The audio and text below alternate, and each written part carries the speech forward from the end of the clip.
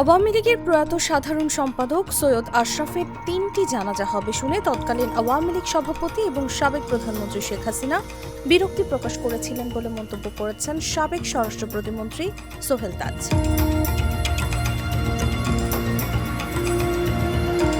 সামাজিক যোগাযোগ মাধ্যম ফেসবুকে নিজের আইডিতে হাটে হাড়ি ভাঙা শীর্ষক প্রথম পর্বের পোস্টে এমন মন্তব্য করেন তিনি।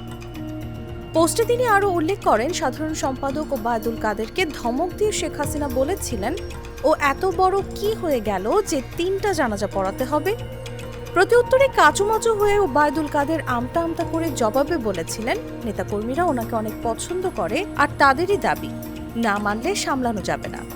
সৈয়দ আশরাফকে যারা শাপলা চত্বর নিয়ে দোষারোপ করছেন তা সঠিক নয় উল্লেখ করে সোহেল তাজ লেখেন, তিনি হয়তো কিছু কথা বলে থাকতে পারেন, কিন্তু সব সিদ্ধান্ত আসতো একেবারে উপর থেকে। এছাড়া আওয়ামী লীগের ব্রেইন ওয়াশ, নষ্ট পচা নীতি বা আদর্শ বিচ্যুত লুটেরা, খুনি, হত্যা, গুম, নির্যাতনকারীদের সমর্থক সকলকে অনতিবিলম্বে তার ফেসবুক পেজ আনফলো করার জন্য বলেন তিনি।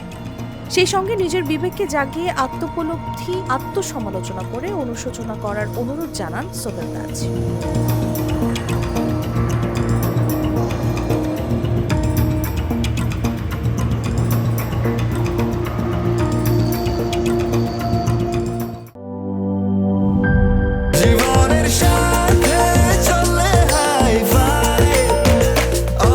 স্বাস্থ্যকর অল টাইম, সব সময় অল টাইম হেলদি লাইফ।